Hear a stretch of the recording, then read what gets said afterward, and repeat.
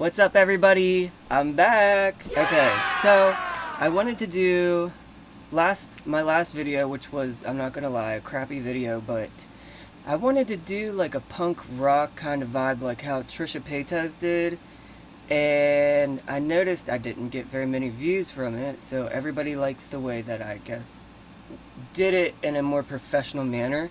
So let's get to part 2, since I got so much ADD. That's another thing I couldn't stand from that other video. But now I was on to showing you guys what was in my bag, and it was the lenses. I love this bag. It's a low pro bag from B&H Photo. The first lens that I use, this is a lens, it's the Nifty 50. It's a Sony. I don't know if y'all can see. The lighting setup is kind of crappy, but this is a Sony 50mm lens, and it's the FE 1.8 aperture. And if anybody owns this and they want to get a filter for it, right there, the number with like a circle with like a slash through it, this one's number 49, and that's the size that you look for a filter to put over it. I think that's the thread size, I'm not too sure. But the Nifty 50, that's why people call it the Nifty 50, because it can be used for everything and it'll look good. It can be used in video, it can be used in photography, portrait photography. You can use these Nifty 50s for anything. The best ones to get though is the Sony G Masters, the aperture 1.2. This one, it compares, it's crystal clear. It might not have the best glass because you pay for what you get, but I guarantee you, if you're a good photographer and a good artist, like a good editor, you can make this look identical to Sony G Master lens. This is still a native lens, it's a Sony, but it was like $249 or something. I can't remember how much exactly it was, but yeah. So the Nifty 50 I used. This is a Sigma Art 85mm. This one's huge. Like, look how huge the glass is on it. That's insane. This one is an 85mm is perfect for portraits. You can do men and women. There's specific lenses though. You'll have to do some research because I'm not quite sure, but there's specific lenses for a male face and a female face. You can use the 85 for both though, but there's ones that make it softer for women, like more feminine, and then there's one that pronounces the jawline and things like that for more masculine pictures. But the 85 is what I use for portraits. And then here's the big boy. This is the Sigma Art 135mm. It is a 1.8. Oh, and I forgot. This is a 1.4 aperture, if I didn't say that yet. This one's a 1.8 aperture, which is really good for 135mm lens. Like I said, it's a Sigma Art.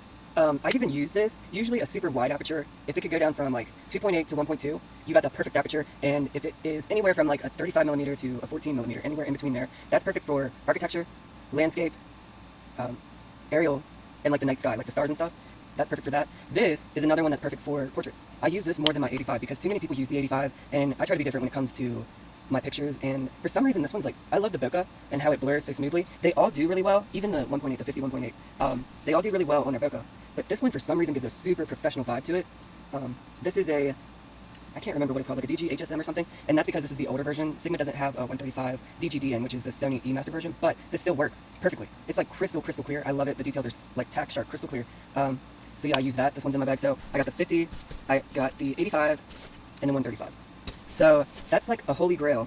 But on my camera right now, I'm filming with the Sony A7C II, and I have my 35mm lens on it. I should put on the 14-24, but it's getting cleaned right now.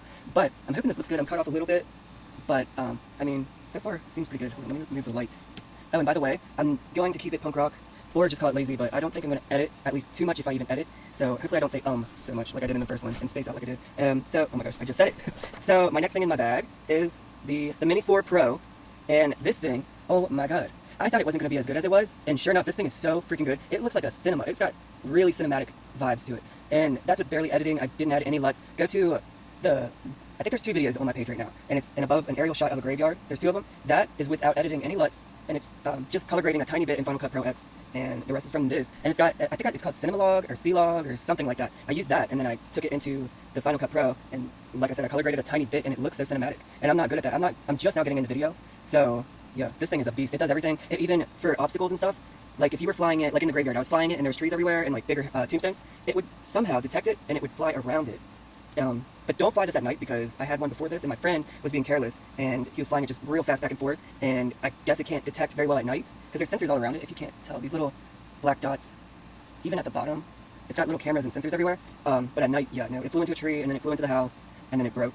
These things break easily, so try to buy all the protection you can get if you do get a Mini 4 Pro. I'm not sure about the other ones, but this one broke pretty damn easily. They make also propeller guards, which I need to get for it, but yeah, you can replace the lenses on it and everything. It's pretty cool. I got a Polar Pro lens on it right now. It's a CPL, and you can even swivel it to make it look better, or if there's too much reflection or glare, spin the lens, just like a regular filter. It works, and it makes the colors more saturated too, which helps in color grading. You don't have to do too much.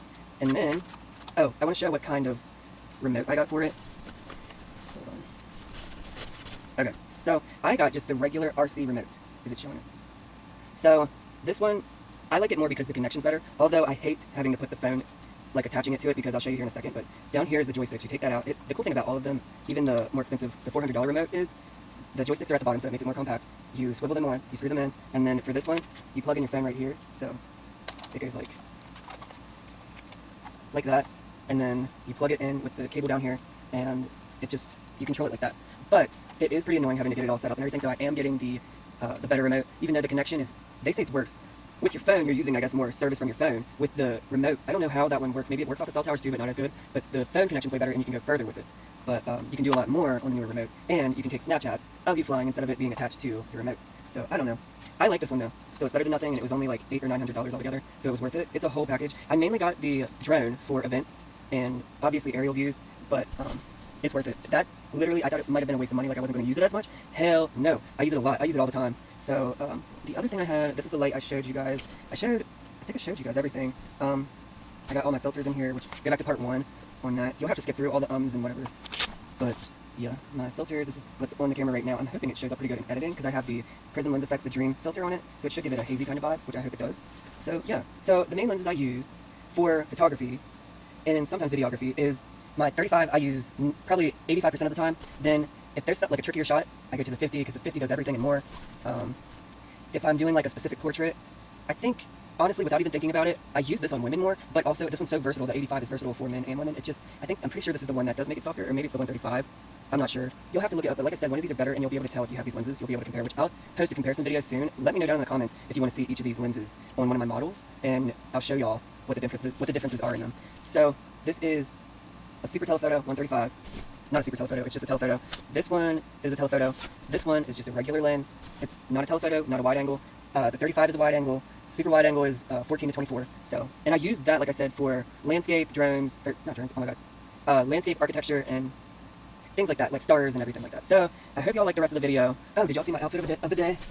I did my makeup like Brody. I don't know if you could tell, but I got the MAC texture around my eyes. What she used, I got Trip NYC shorts. I got my Atticus. Who remembers Atticus? The dead bird. And it's a black and orange tip polo. I got my spike bracelet. Reminds me of the early 2000s. Got my Von Dutch hat.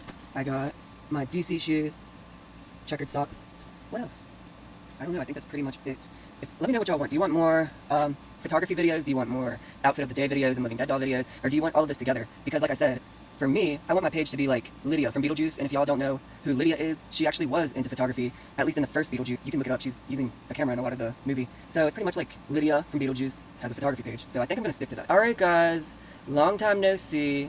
Sorry it's been a while. I had a little bit of depression, a lot of photography to do, and like I said, I'm super ADD, so I forgot about it, and I forget about everything so much, so please keep the comments coming, because that'll help me keep uploading. And also, please like and subscribe. Please like and subscribe. I want to get up to 1,000 at least, so please help me, y'all. Alright, I'm going to let y'all go so I can edit this. Hopefully it doesn't take forever. I love y'all.